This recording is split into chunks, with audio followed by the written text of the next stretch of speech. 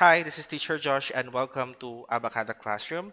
And for today, I'm going to teach you about the do verbs, the do, does, did in questions.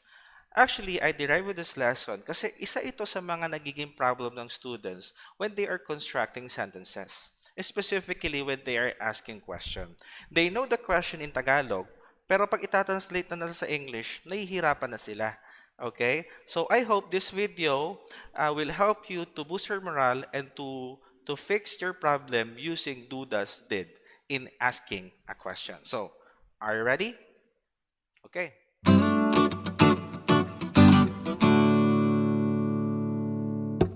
Okay, so welcome back. So again, our topic is about do, does, did in questions. So what are the things that we need to consider when we are using do, does, and did? Paano ko ba malalaman na tama yung paggagamit ko ng do, does, and did? Sometimes kasi ang nangyayari, based on my experience, ang mga students, binibase nila yung grammar nila pag maganda pakinggan yung word dun sa sentence, which is incorrect because we need to follow the technicalities of grammar in making a sentence. For example, did they know what time is it? Does she like my dress? Did you attend the meeting last night? Okay, so those questions are very common na tinatanong. Maybe some of you ginamit na yung question na yan. Pero the question here, paano ba natin masisigurado na tama yung paggagamit natin kay do verb? So, first things first, we need to understand its concept. Okay? Kailangan makita natin yung importance niyan. Bakit ko ba kailangan gamitin yan in my sentence? Remember, we need to be very inquisitive. If we want to learn something, if we want to know something, we need to ask a question. Pero ang problema, if you don't know how to construct a question, how will you learn something new? Okay? That's why this basic idea about do verb will help you to construct simple to complex question. Okay, so let's try to dissect the sentence. What I did, ay hinati ko yung sentence into three parts. We have the do verb, we have the subject, and we have the other parts of it. Using the three sentences that we have, if you're going to notice, guys, the do, does, and did are considered the do verb or auxiliary verb. They are so-called helping verb. And this auxiliary verb tell us about time. Sila yung nagdidikta ng oras. At doon natin malalaman kung ano yung time ng sentence. Is it present ba? Is it past ba? Or future? Okay. On the other hand, we have also the subject. The subject will tell us kung sino ba yung gumagawa ng action. Ilan ba sila? And for the benefit of our lesson for today, dalawa lang yung pagpo-focus natin. The do verb and the subject. Okay? So let's continue. So we have the does, do, and did. Actually, in order for us to understand it in a very quick manner, we need to ask this question. How many? Okay? And this question is pertaining to the subject. Ilan ba yung subject mo? Sometimes kasi, the subject will give you the number or the idea kung ano yung do verb na gagamitin mo. Okay? The second question, what time? Kailan ba nangyari yung action? Tapos na ba? Nangyari ba ngayon? And we are focusing dito kay verb. Okay, remember? These are the two questions that we need to focus para magamit natin si do verb ng maayos. Again, how many? We are pertaining to the subject. At what time? And we are pertaining to the verb. Okay, so let's have a simple summary, okay, before I explain it thoroughly, okay? So, si does, do, and did ay hinati ko into two time frames, okay? We have the present and the past, okay? So, si present, gagamitin natin si does and si do. And kay past, si did naman. As you observe, bakit si did nag-iisa lang? Bakit hindi pa siya sinama sa present? Actually, si did kasi ay iba pagdating kay does and do. Okay, paano nangyari? O, tingnan natin yung questions ko kanina na ginawa. Sa does, how many subject ba? We have only one. And we are pertaining to its singularity. Okay? Pag sinabi namang what time, nasa present, ngayon. Pag sinabi namang do, ilan yung subject natin? How many subject do we have? We have two or more, or we are talking about the plurality of the subject. What time? Kailan nangyari? Ngayon din. So, ibig sabihin, si does pa si do ay gagamitin natin pareha sa present time. Okay? Magkakatalo lang sila kung ilan yung subject. Remember, si does, isa lang. We are talking about singularity. Pagdating kay do, we are talking about plurality. Ito naman si did, as you observe, the question is, how many subject do we have? It can be one or many. O paano nangyari yun? Bakit ganoon? Kasi baka malito kayo. Si did kasi ay hindi nagpa-follow ng singularity and plurality in terms of its agreement. Kasi si did, hindi naman nagpa-follow yan ng subject-verb agreement. Automatically, kahit ilan ang subject mo, two or more, hundreds man yan, pag nasa past ang action, automatically you're going to use the word did. So, ang tatanungin nyo lagi dito, tapos na ba yung action? If yes, then and then, kahit ilan yung subject mo, you use the word did. Okay? Nasusundan ba ako? So, in order for you to understand it thoroughly, hati-hatiin natin siya. So, let's first discuss does. Sabi ko kanina, we use does if we have one subject and the time is present, ngayon. Okay? So let's have these examples. Does John want to play basketball? Does she eat vegetables? Okay? So, paano natin ma-explain na itong dalawang sentences na to ay tama? Okay? Okay, let's check. What time? I want you to look dito sa dalawang sentences na to at I want you to analyze the sentence. Ito ba ay tapos na? O ito ay nangyayari? O ito ba ay tumutukoy ngayon? Kung ngayon, automatically, it is present. Wala naman tayong nabasa dyan na nangyari kahapon, right? So the time is, it is in present tense, right? So, how about the subject? Ilan ba yung subject natin? So, ang subject natin ay isa. Kasi isa lang naman si John eh. Wala naman siyang ibang kasama. So, ibig sabihin, tama yung sentence natin. Second sentence naman ay si does. Of course, we know already the answer. That is in present. Ilan ulit yung subject natin? She. Isa lang po yan. Okay? Either you use he, she, or it, it's okay. Kasi lahat po yan ay singular. Okay po, nakukuha? Either you say, does he eat vegetables? Okay? Does she eat vegetables? So, wala pong magiging problema dyan. Remember, pagdating kay does, our time is in present at isa lang yung subject. Next naman ay kay do. Okay? Remember, we use do if our subject is two or more or plural na siya. Same din siya ng does na nasa present pero titingin tayo sa subject. Okay, for example, do they plan to go outside? Do John and Mary speak English? Okay? So, ang tanong dito, tama ba yung paggagamit ng do? Okay? So, again, same question. What time is the tense of the verb? Okay, do.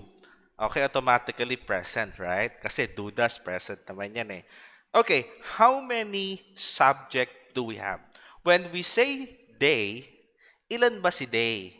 Okay? Of course, si they, hindi natin alam kung ilan, pero isa lang ang sigurado. Marami sila. Okay? So, automatically, since marami sila, kaya ang ginamit natin ay do. Nakukuha? Next sentence naman is, do John and Mary speak English? So, what time pa rin? It is in present. Wala naman dyang past expressions, right? And then, how many subjects do we have? Okay? In the sentence that we have John and Mary. So, automatically, ilan sila? Marami pa rin. Two or more is considered plural. Okay? That's why we use do when the subject is plural. Okay? Pwede rin natin gamitin ditong do we plan to go outside? Okay? Do the children want to play? Okay? So, sa plural subject tayo titingin lagi when we are using do. However, there are exemptions kasi baka malito kasi kayo. And I know you are using these sentences. For example, do you like my bag? And do I need to do it? Okay, of course, the do verb is in present. How about you? Ilan si you? Okay? Of course, pag sinabing you, ikaw, mag-isa ka lang. Okay? Paano nangyari? Bakit do ang ginamit natin? 'Di ba? Based on our rule, pag ang subject ay marami, we use do. That's why we are calling it exemptions. This you is exempted. Same as the word I. Ganon din si I. Isa lang din siya. I. Okay? So remember, when you use do in your sentence, and when you use you and I as your subject, automatically you're going to use do. Do you love me? Do I need you? Okay? Do I want to be with you? Okay? So, hindi pwedeng, does you love me? Does I need you? Hindi po ganon.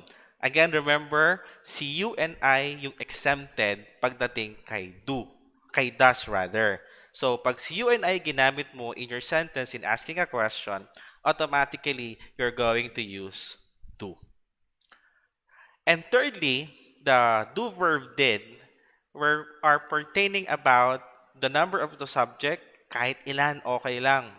And in terms of its time, nasa past tense. Kaya ang tanong natin lagi dito sa sentence, tapos na ba yung sentence? Tapos na ba yung action?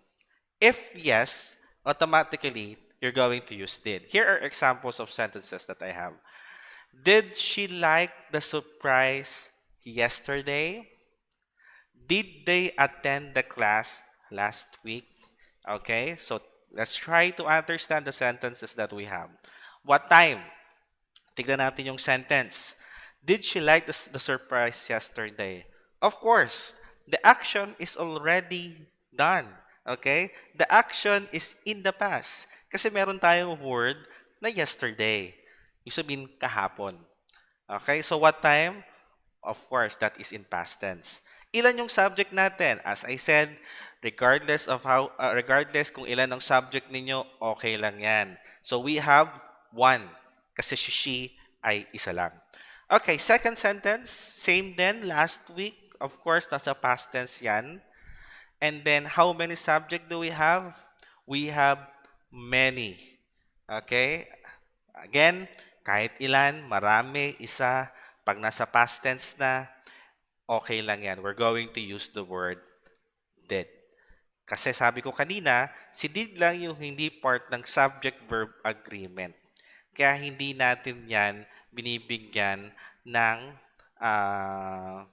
katulad ng sa does and sa did. Ay, sa does and sa do rather. Okay? So, let's have a simple exercise. Okay? So remember the time expressions in your sentences ay importante. And tanong, paano pag walang time expression? Pag wala si yesterday, wala si last week, anong gagawin ninyo? Okay? May maganong case kasi. So, ang gagawin nyo na is to understand the sentence. May mga sentence kasi kahit hindi mo nalagyan ng time expression, okay lang. Kasi automatically, the idea of the sentence is in the past.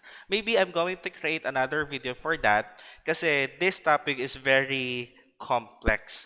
We are just focusing only dito sa do verb in asking a question.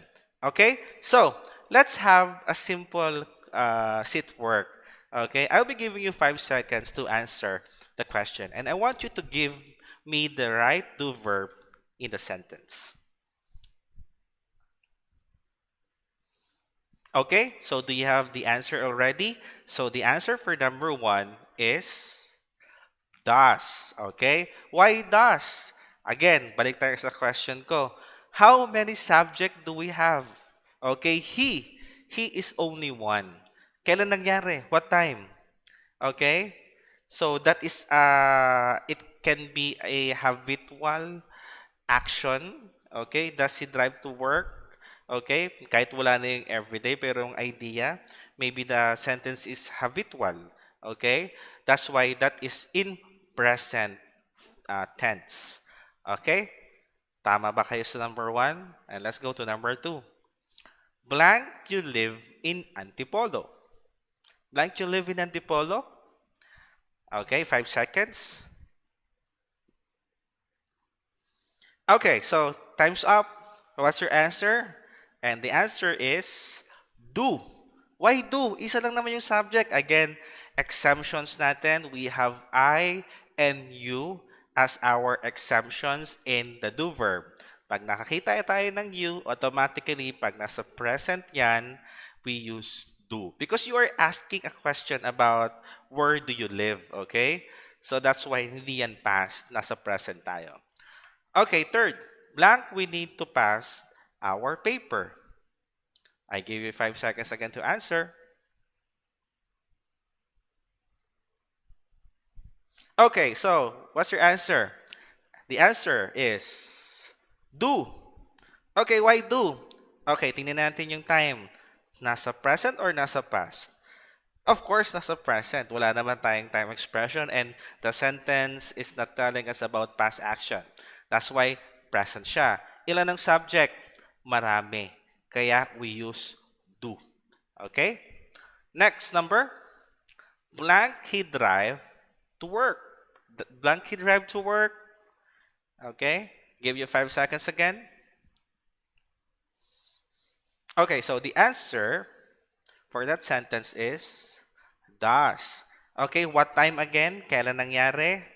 Okay, we're not expressing any past action here. So, present siya. Ilan yung subject? We have he as our subject. Isa lang siya. Kaya pag isa lang, tapos sa present, we use does. Okay? And last question. Blank, the bus arrived late. I give you 5 seconds again to answer. Okay, time's up. What's your answer? And the answer for that is did. Okay, why? Why? Because of the idea that you are talking about an action happened. Okay? When you say arrived late, dumating na. Okay, tapos na. That's why you are asking a question. Did the bus arrive late? Okay? So again, regardless of the subject, ilan man yan, okay lang yan. So I hope that you have learned something today at na-equip kayo in using do, does, did in questions. So if you have questions or suggestions, please comment below.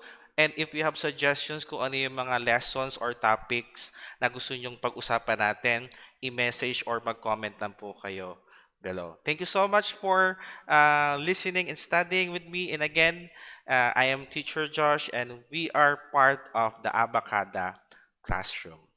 Bye, guys!